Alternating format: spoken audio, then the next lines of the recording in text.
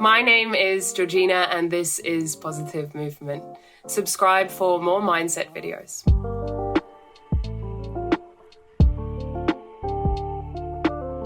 Positive Movement is the place where you can learn how to think differently so that you can feel differently and ultimately so that you can live differently too. Do you want to see a habit through week 1, week 2? Here's how to build lasting habits. Here's the knowledge you need to hack your brain and get those suckers to stick. There are 5 things that you can do to get yourself flying with your habits. So let's get to it. No, hold on. Before we do, make sure that you stick around to the end because I actually have two extra bonus questions. I know, bonus, extra, but you're worth it. So now we can start. What are habits? What are habits? We're taking it back to Habits 101 here, but habits are rituals or behaviors that we carry out systematically, usually daily. So it's not just things like go to the gym or journal every day. We can categorize habits as everything that we do. Jokes, but kind of really, yeah, we can. Habits can be categorized as the good, the bad, and the ugly. And that I didn't even realize I was doing it. Those ones that I didn't even realize, they take 0 effort. They are most likely universal and they have been in your life forever. Your parent or caregiver instilled these in you. Things like brushing your teeth, eating lunch, putting on clothes to go outside. These can be obviously very useful. These are very useful. And then we have the good versus the bad, or the constructive versus the destructive. Or if you'd prefer, the healthy versus the unhealthy. You can label them any way we want.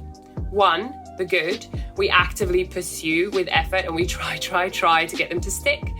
Reading more, going to bed early, moving our bodies more.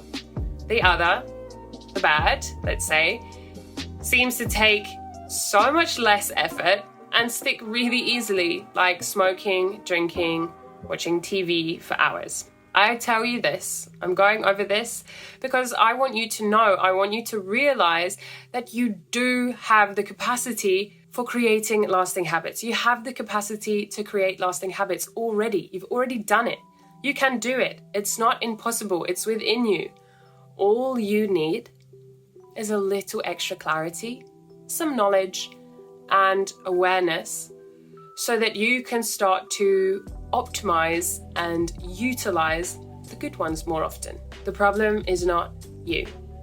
You don't need fixing. You never need fixing. It's just your strategy. You just need to learn how to properly use what you've got. All right. As always, we hear it time and time again. Know your why. I talk about this all the time, but it is a foundation for a lot, if not everything that you'll ever do. You need a reason why. If you struggle with making your habits stick, it may be because the reason you're doing it, the reason why, is unclear or you lack connection to it. Without a why, you are rudderless. You're up the creek without a paddle, let's say, because your why is your fuel and your guide. With a strong why, you'll be able to motivate yourself in the morning. When you face a challenging moment, you'll be able to overcome it. When someone gives you the same old that I've heard countless times, like, oh, don't be boring, you'll be able to just keep on going on your journey. Tips on finding your why: find its depth. It has to be meaningful to you. It has to be for you. And ask why.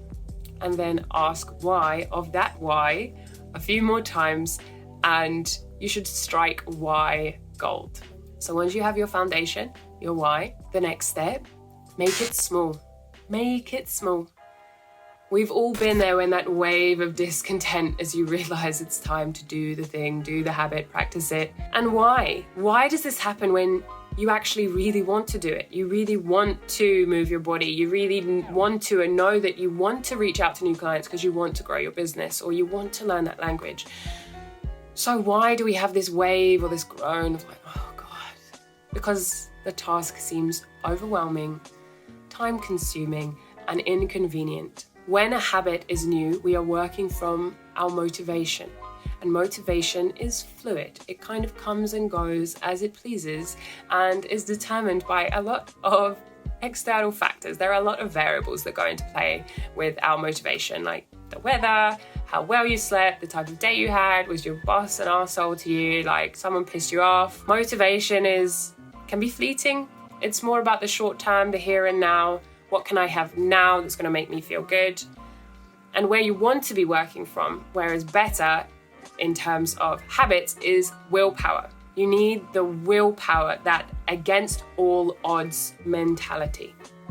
Because willpower sees the future. It sees the day when you speak fluent Portuguese and it powers you on. You're like, yes, I will be that person. I'm going to become that person. But boy, oh boy, willpower takes a lot of energy to conjure up and to sustain. You can't just push forever. So how can we hack this?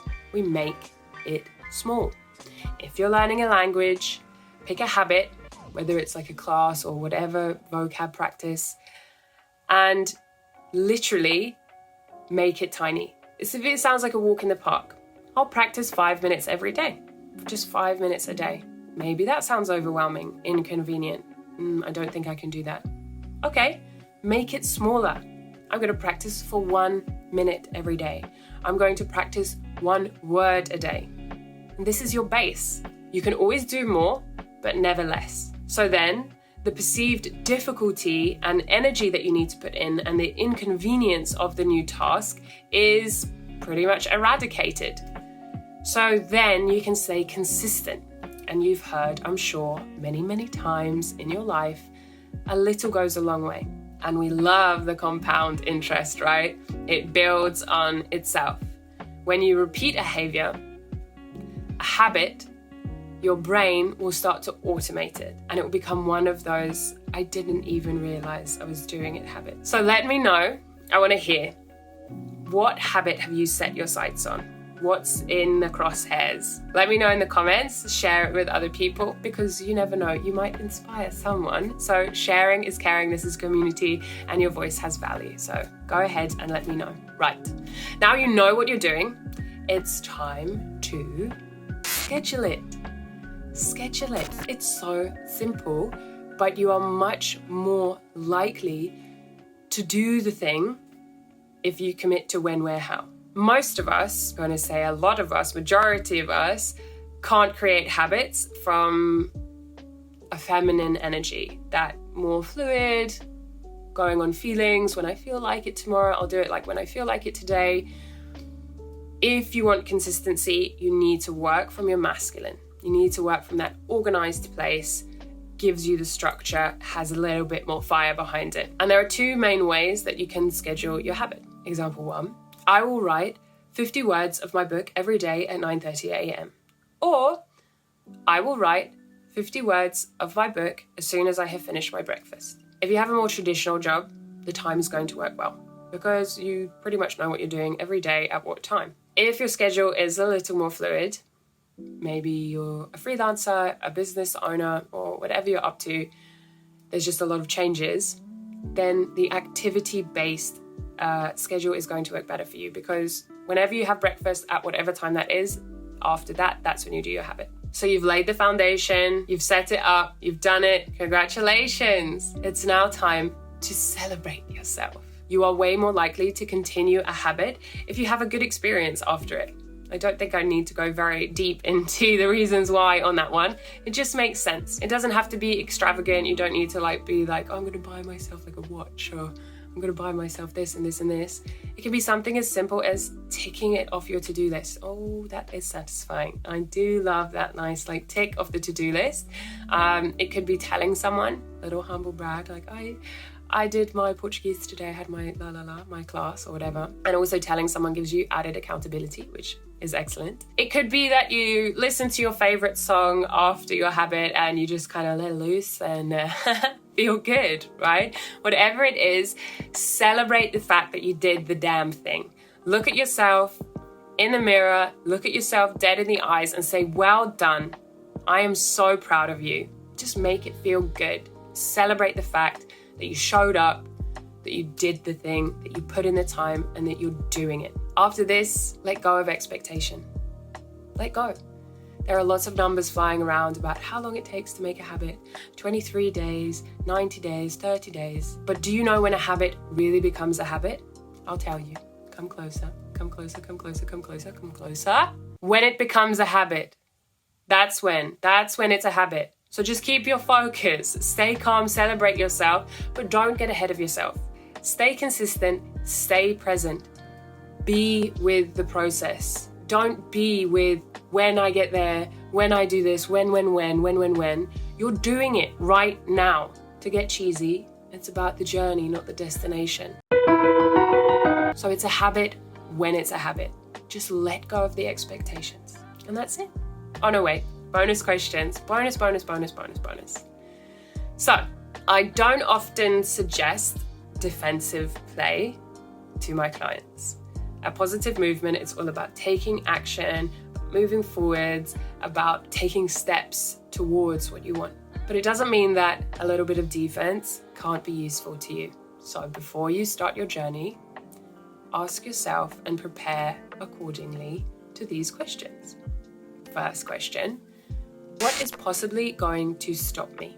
And then plan accordingly. Remove distractions, set boundaries, tell people that need to know, like don't disturb me at 9:30 because I'll be doing my whatever. Or you don't need to tell them, just say don't disturb me at 9:30 for however long. Next, what will I remind myself if and when I catch myself slipping? Write a declaration, a Braveheart style message to yourself, a rousing speech, and read it to yourself if one day you're feeling a little shaky, if you're in a mood that says like, fuck this, like whatever, and go and read that speech that you wrote yourself. Maybe it's a contract with yourself, with your whys and commitments and why you're doing this. A message from you to you. Trust me. It really helps when you remember and you remind yourself that you have got your own back. Remember, no step is too small, no progress is too little. Everything big is made up of lots and lots of small things. So what's going to be your next step? You could use all of these and plan a new habit. You could join the Positive Movement Facebook community. That link is in the bio, and that is just a simple click. That could be your next step. Your next step could be pushing that beautiful big red button to subscribe to this channel and ring the bell so you get notified. The choice is yours. I'm just here to give you some options. So here's to your next positive movement, and I'll see you next time.